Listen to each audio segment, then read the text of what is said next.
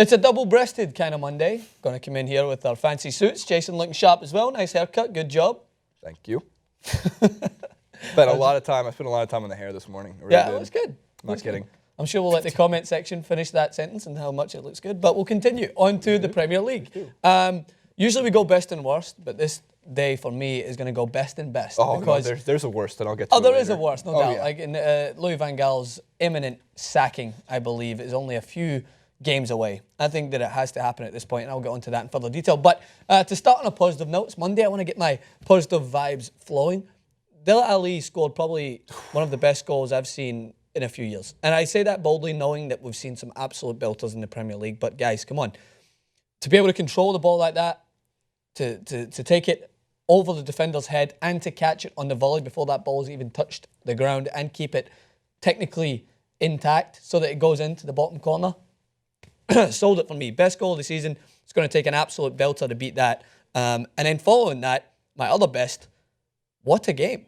Norwich versus Liverpool. There's something so uplifting about seeing Jurgen Klopp just get mentally, just go crazy when his team scores. Glasses smashed. Broke his everything. glasses. I got about 5 tweets. I know. A lot. Whoa! Did your Twitter explode? 4 a.m. Guys, I'm over in California, all right? I love you fans. It's wonderful. Thank you for waking me up. At me. I really do love it. I do. But at 4:30 a.m., when you're just tweeting, you're missing a hell of a game.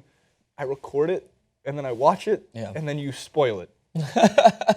So, unbelievable game to watch. But I wanted to touch on the Dele Alli goal.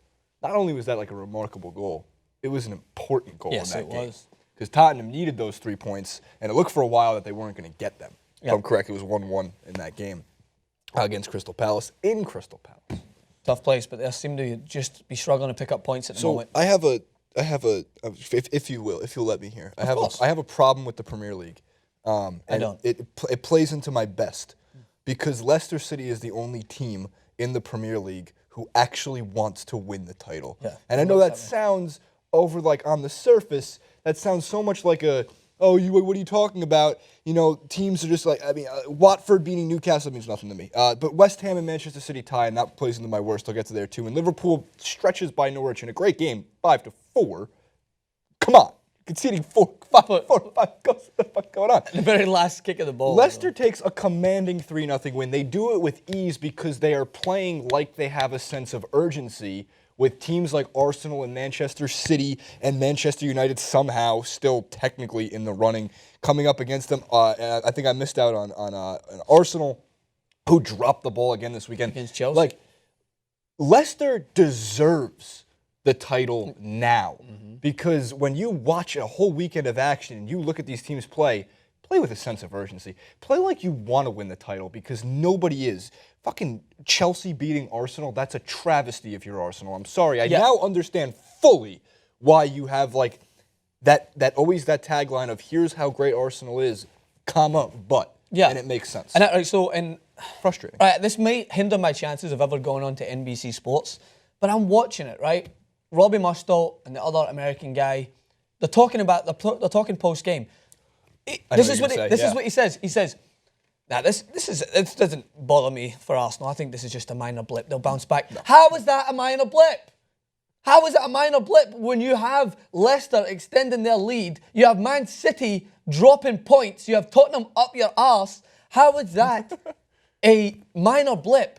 You drop the ball against... This is not Chelsea, the Champions team last season, mate. This is not a Chelsea that it's like, all right, Arsenal haven't beaten Chelsea in, 9 years? Yeah, it's just another blip.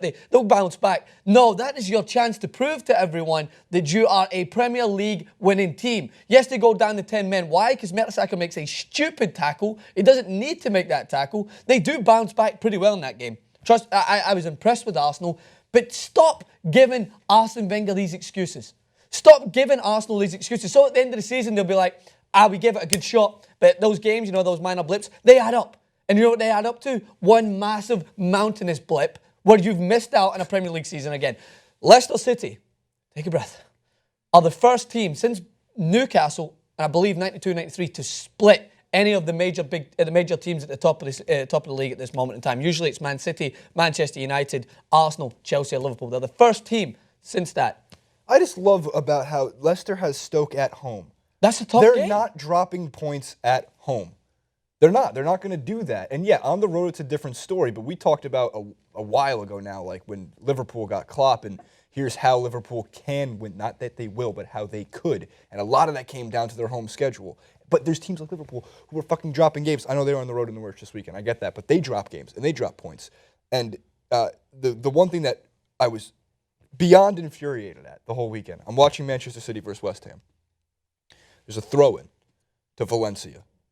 A throw-in that got into the box, and Valencia boxed out Otamendi. Otamendi should be dropped from the club immediately for that one play alone. Oh, you're exaggerating. They need him on the back four. Do they really?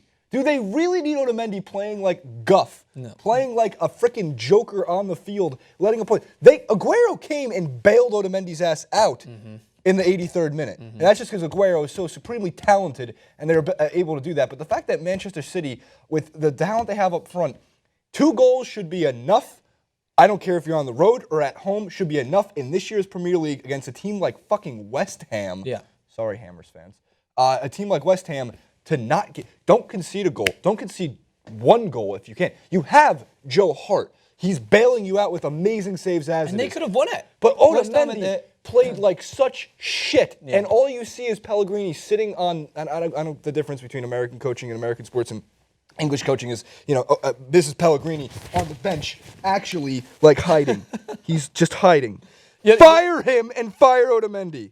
You're on point with Otamendi right there because, again, another player that's given enough slack to be able to continue to play each week. And because of his price tag and because he looks cool with his tattoos and his shaved hair and all this stuff, I said straight away that without Kompany, and I was surprised I was saying this because I thought Vincent Kompany last season was disastrous at times, but he's bounced back this season. Without him in there, they won't win this Premier League. And they have the best squad, start to finish. They should win this Premier League. It is a crime if they don't win that league this season with the talent that they have. That I've said it from the very start. They've got the best squad. Now, I want to go back and kind of cover our asses from last week when I went on the rampage about Man United. Yes, I don't think Man United are going to win the league. Yes, that was probably the worst game of football I've ever seen in my life. But at the same time, Manchester City dropped points. Arsenal dropped points. Leicester are the only team that's saying, you know what, everyone else? Here's the Premier League's balls. I've got it. I'm taking it full pelt. And I still don't even think they'll win it. I would love if they do. I would love it. It would be the most just Premier League win I've ever seen. It would be a team that's fighting from start to finish. I think the fairest way the table should break down this year, I'm happy you used the word just because you're right. It would be Leicester at 1 and Tottenham at 2. And then everybody else should not even be able to play in the Champions League. Looking at if you're telling me that Arsenal deserves a berth in the Champions League next year, if you're telling me that United, who am I missing from the top there? Arsenal, Man United, Manchester City, Liverpool. They don't deserve play in the Europa League. Play on, as what Jordy would say, Thursdays. You know, I would love to see Tottenham finish top 4 or even up there. Right? I would love them to go in and add a big name signing and build on that team, build on that youthful team of that chemistry. Keep Harry Kane. Give him a setup, man. Yeah, bring him someone in there with a little bit more flair. A number 10. I know Eriksen does a good job. So does Lamela. Yeah, someone to play in front of Dele Alli. Someone to play in there to just really take this game. Talking about that number 10, right? Ozil has been phenomenal this season. Phenomenal. You know when you need Mesut Ozil? When you go down to 10 men and you're playing Chelsea and you're fighting for this Premier League. He was invisible. Invisible. Even one of the commentators, I think it was Graham Lassau, was like, I didn't realise he was on the park. They took off Giroud to try and mask a loss. That's where you need your coach to be like, you know what, I trust my team. 10 men against this season's Chelsea, we can win this game. I'm not being overly critical here. I wanted Arsenal to win that game. I want Arsenal to go on and be successful. But when you struggle against a team like Chelsea, yes, they might be somewhat rejuvenated, but they just dropped points last week again. Struggled to a last-minute goal, which was offside against Everton, is the only reason they got that point. And you're letting Chelsea... They could have been 2-0 up. Cesc Fabregas had a clear penalty turned away when he went round the Koscielny, who just barged into him. 2 minutes later, the same free kick is given for Arsenal. They could have lost that game. Real quick, 50 minutes into that game, I really wanted Chelsea to win 7-0. Because I felt like Arsenal deserved to just get thrashed for that. Sorry, Arsenal fans. I don't mean to apologize to all the fans out there. It's just if you're a diehard for any of these clubs, I don't know how you're living week to week. Yeah, I don't get it. It must be so frustrating. But to finish up, I think the worst for me is the lack of consistency. Manchester City haven't won back-to-back games since October. And this is the team that you're telling me that I'm stupid for saying Manchester United were still in the race? Probably, but I wasn't saying they were still in the race. I was saying that it's not predictable. You can't just throw out every team when no team's taking it. I hope Leicester go on. I hope they go on and win it. It'd be great. But as far as best, it's a split. Dele Alli's goal in the best game of the season by far. Yeah, it was a great game. Hit us up on Twitter. Let us know your thoughts in the comment section at Francis_Maxwell, Jason Rubin 91, UIT Sports.